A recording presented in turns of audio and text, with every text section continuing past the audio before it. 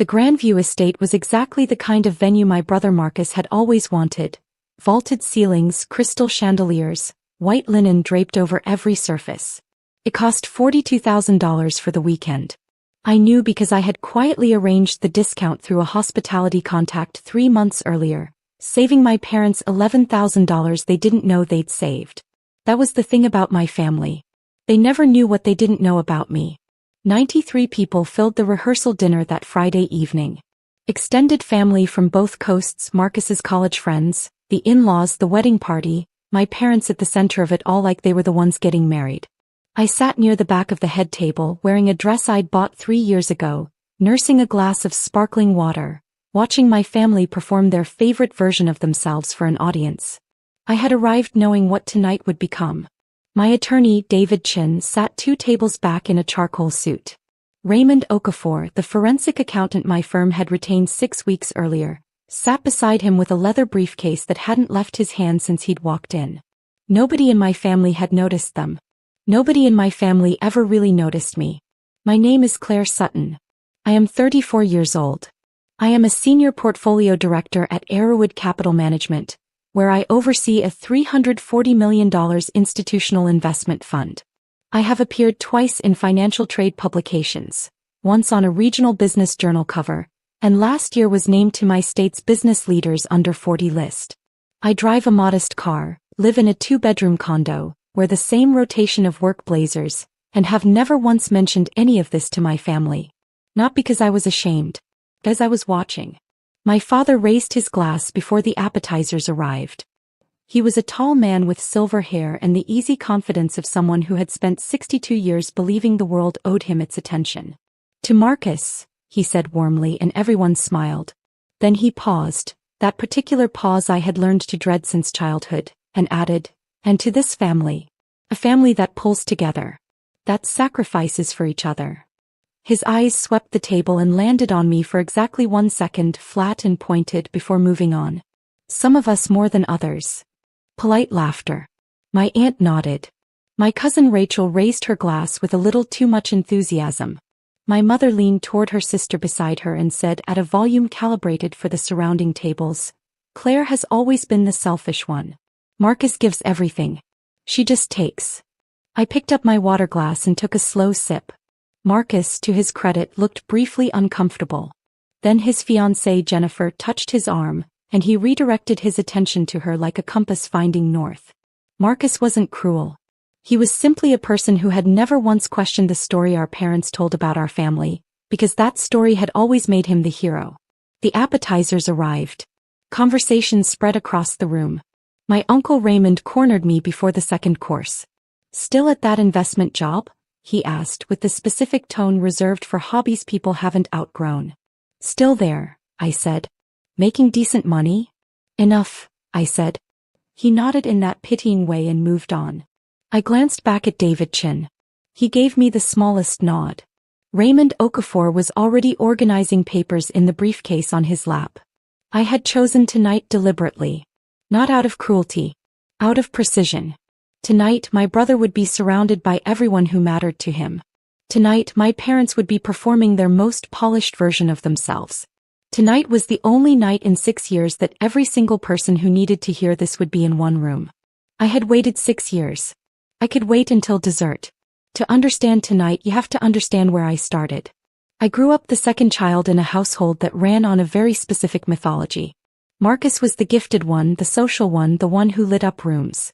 I was quiet, studious, careful with money in a way my parents found vaguely suspicious, as though frugality were a character flaw rather than a discipline. My father owned a mid-sized landscaping company. My mother ran the household and occasionally helped with his books. We were comfortable, not wealthy but stable. Or so I believed until I was 19. That was the year I got a full academic scholarship to study finance at State University. My parents threw a small party. My father gave a toast. 3 weeks later he asked if I could defer my scholarship stipend to him directly, just to help cover some things. I was 19. I said yes. I didn't understand then what I was agreeing to. I thought I was being a good daughter. I graduated in 3.5 years, passed my Series 65 licensing exam 4 months after graduation, and landed an analyst position at a regional investment firm. I was 23, making $58,000 a year, and my father had by then normalized a monthly conversation in which he described some financial pressure and I quietly helped fill the gap. At 25, I moved to Arrowwood Capital. My salary doubled. My responsibilities grew. And somewhere along the way, the monthly helping became monthly transfers. The amounts grew. The requests became more sophisticated, not just cash flow but my name on documents, my signature on applications, forms that arrived already filled out that I signed without reading carefully enough. I was 27 the first time I noticed something wrong. My credit score dropped 41 points in a single month. I pulled my report and found a loan application filed 3 weeks earlier. A $47,000 personal loan through a regional bank I didn't recognize in my name with my social security number, approved and disbursed to an account I had never opened. I called my mother first. She said I must have forgotten. I called my father. He said it must be a bank error. I called the bank. They had a signed application. The signature looked enough like mine that it passed initial review. I hired a private attorney. I began keeping records. That was the beginning of 6 years of watching. I did not cut off my family immediately.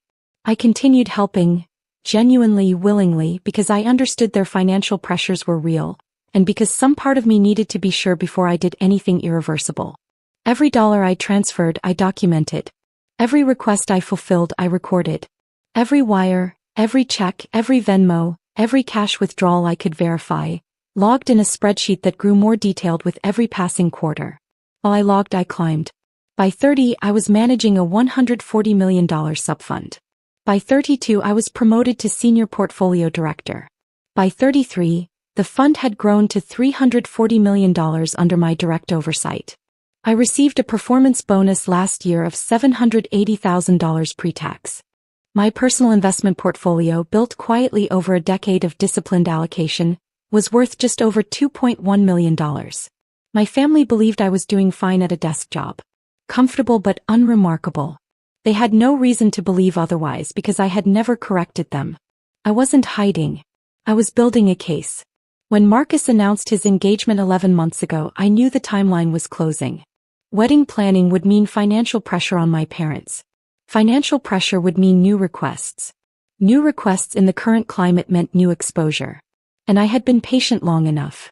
6 weeks before the rehearsal dinner, I retained Raymond Okafor. Raymond was a forensic accountant with 22 years of experience, a background in financial fraud investigation, and a reputation for finding things that people believed were well hidden.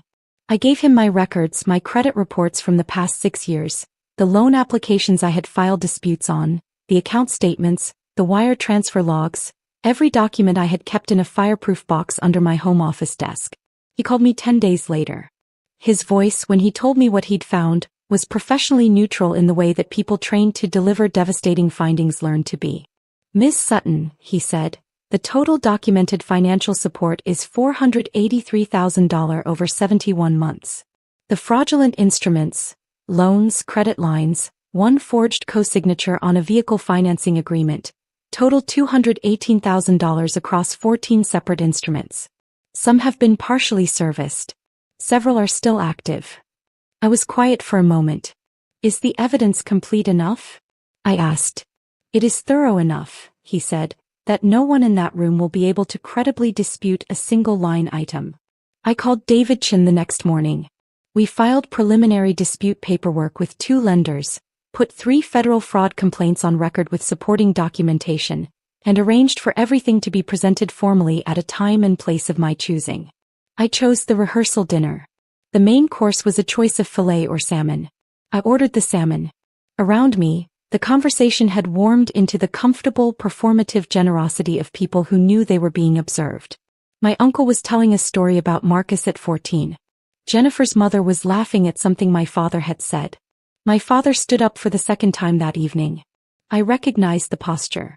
Chin slightly lifted, glass in hand, the particular way he drew breath when he intended to hold a room.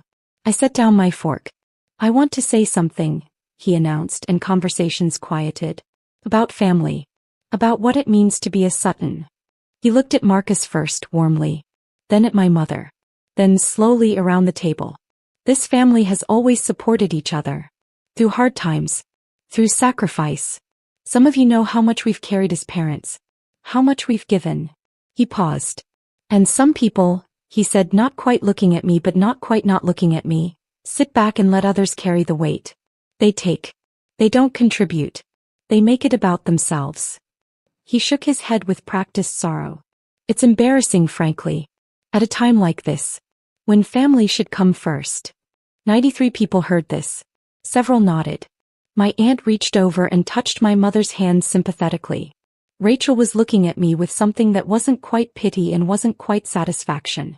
My mother added without standing, she has never once put this family first. Never. 6 years and she's contributed nothing. We don't even know what she does with her money. I heard David Chen's chair shift behind me. I looked at my father calmly. Are you finished? I asked. He blinked.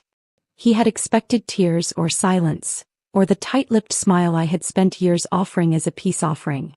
He had not expected that question asked in that tone in front of 93 people. I'm saying what needs to be said, he replied. Good, I said. I turned slightly and made eye contact with David. Whenever you're ready. David rose. Raymond Okafor rose beside him, briefcase in hand. They walked to the front of the room together. The chandelier light caught the brass clasp on Raymond's briefcase as he set it on the corner of the head table and unfastened it with 2 precise clicks. The room had gone the specific kind of quiet that precedes something irreversible. My name is Raymond Okafor, Raymond said. His voice was calm and unhurried. I am a certified forensic accountant retained by Ms. Claire Sutton. With your permission, I'll be presenting a financial summary.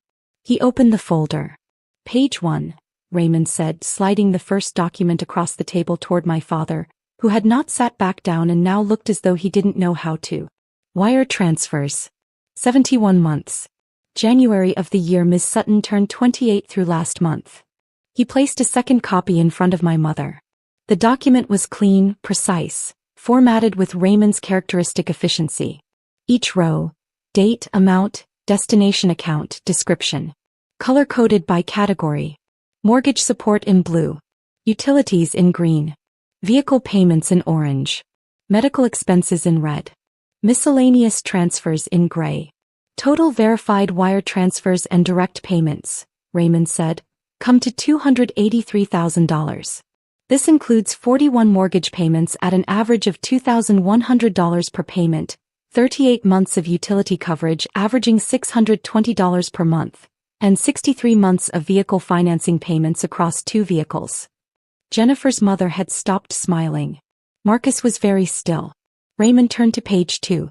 Additionally, Miss Sutton provided the following lump sum contributions. He read without inflection. A $38,000 tuition payment for a professional certification program.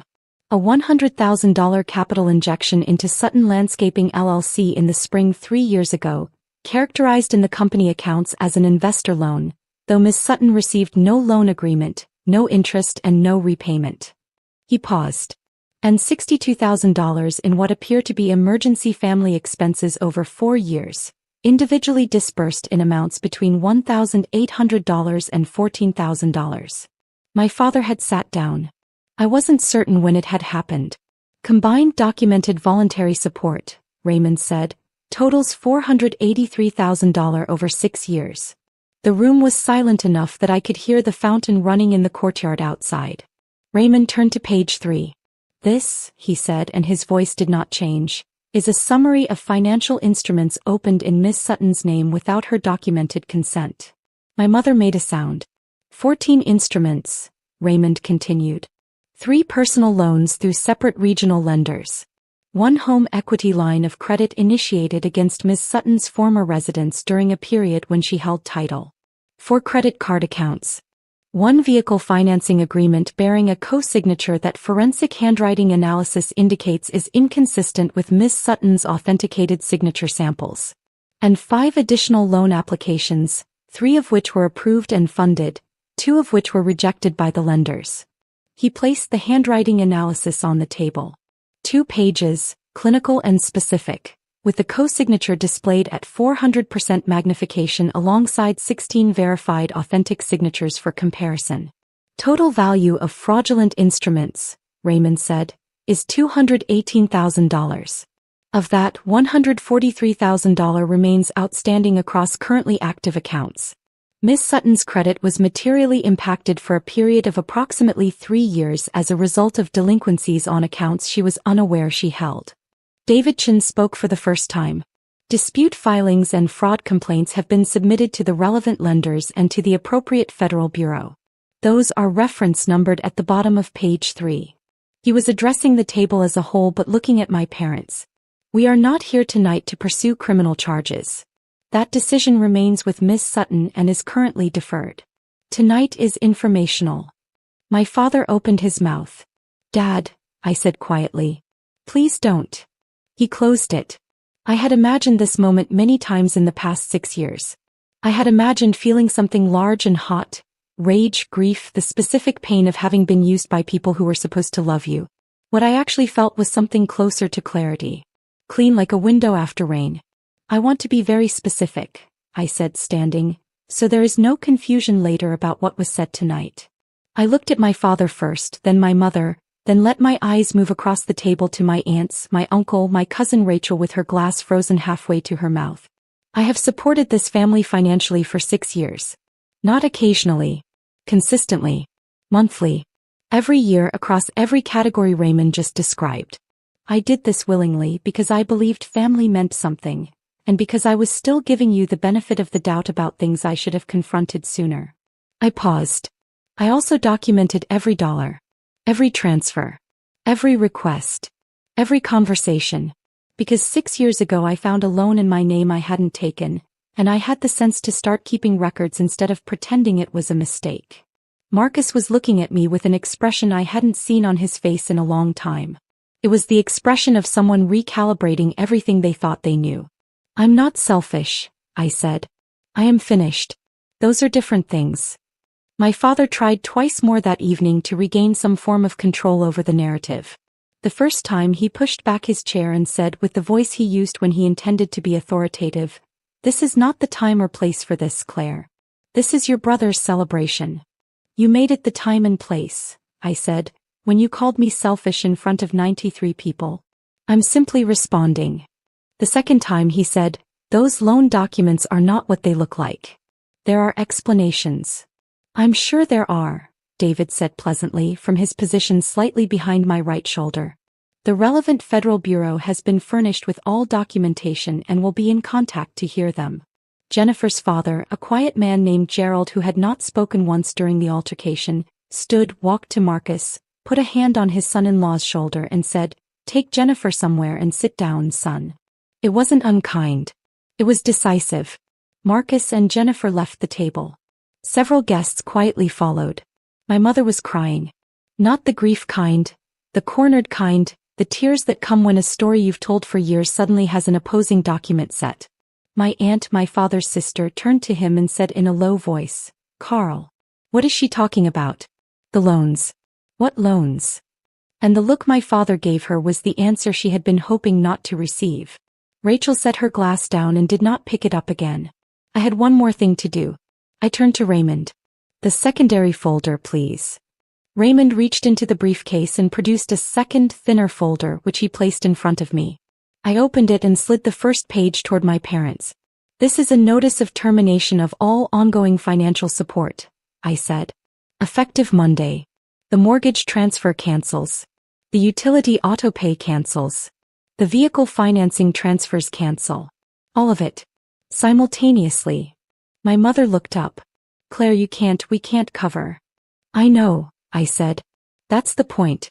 You've structured your finances around my support for 6 years without ever acknowledging that my support existed. I'm giving you this notice in writing in front of witnesses, so that when Monday arrives and the accounts reflect the change, no one can claim they were surprised." I closed the folder. "I love Marcus," I said. "I genuinely wish him and Jennifer a happy marriage. I will not be attending the wedding tomorrow because I think it's better for everyone if tonight is allowed to settle before we're in the same room again. I've already spoken to Jennifer privately and explained this and she understands." I looked at my brother's empty chair. "Tell him I said congratulations." I picked up my clutch. David collected the remaining briefing materials from Raymond. Raymond closed his briefcase with the same 2 precise clicks. I walked out of the Grandview estate into an October night that was cooler than I expected, and I stood in the parking lot for a moment and breathed. My phone began registering missed calls at 7:14 the following morning. My father, 4 calls by 9 a.m. My mother, 7 calls. My Aunt Patricia, who had never in my memory called me directly, twice. Rachel inexplicably once. I answered none of them Saturday. I had told David to monitor for anything requiring a legal response. Everything else could wait. I spent Saturday doing ordinary things. I went to the farmer's market. I made soup. I read for 2 hours in the afternoon. I was aware, distantly, that my absence from Marcus's wedding was unfolding in real time 40 minutes away, and I let that awareness exist without pulling on it. Sunday morning Marcus called. I answered. He was quiet for a moment before he spoke. The mortgage payment bounced, he said. Mom called me at the reception. I didn't know you were paying their mortgage, Claire. I know, I said. I didn't know any of it. His voice was careful, the way people speak when they're trying to be accurate rather than persuasive. I thought you and Dad just had a thing. A personality thing. He made sure of that, I said not unkindly. Was it all true? The numbers. Every line item is sourced, I said. Raymond's report has the backup documentation for each entry. David can get you a copy.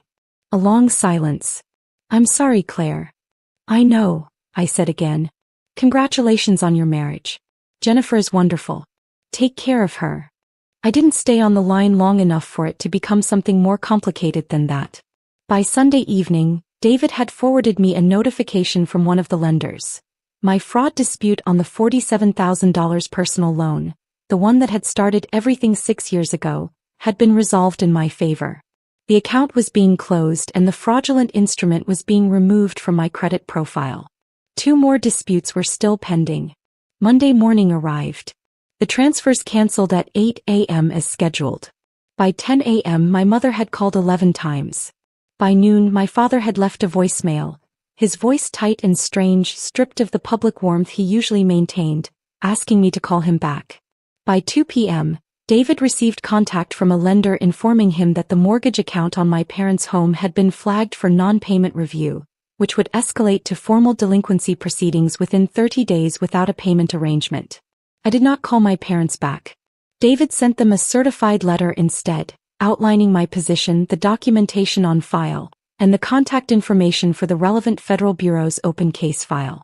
The letter noted, specifically, that any further financial requests directed to me would be logged and potentially added to the existing fraud record.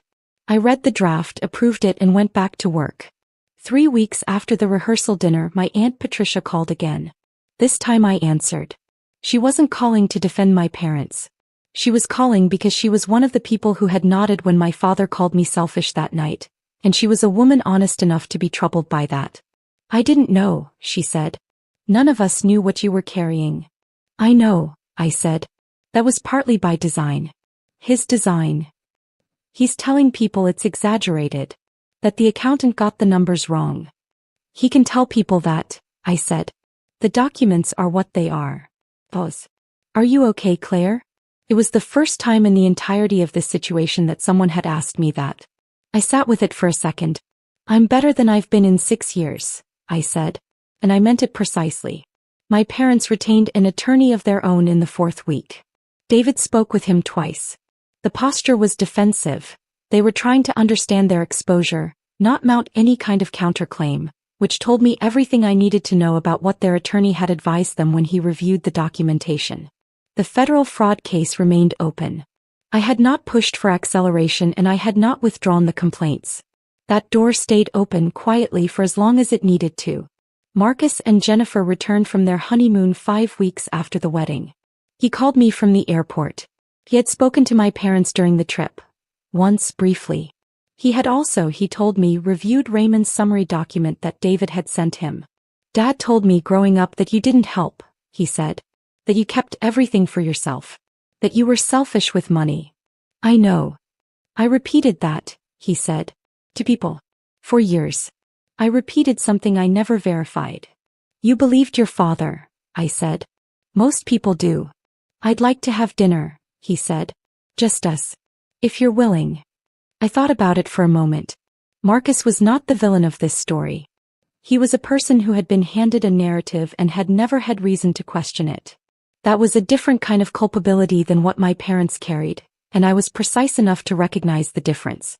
Yes, I said. Pick a place. I did not reconcile with my parents. I want to be clear about that because these stories sometimes end with a softening that the facts don't warrant. My father called me selfish in front of 93 people while I had been quietly funding his household for 6 years. My mother used my name and credit to take out loans she never intended to acknowledge. These are not misunderstandings that heal with an apology and a Sunday dinner.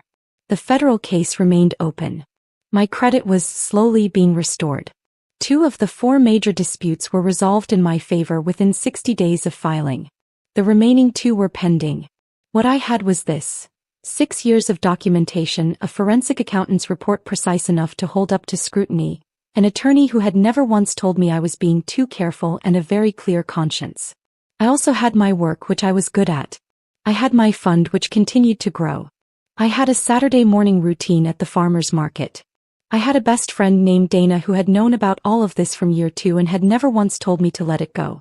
I had, quietly and without ceremony, built a life that was entirely mine. I had not been hiding. I had been watching. I had been building. I had been waiting for the moment when the truth would be more powerful than the story my family had told about me, and then I had prepared for that moment with the same precision I brought to everything else in my life. My father had called me selfish. I had called a forensic accountant. We both got what we deserved.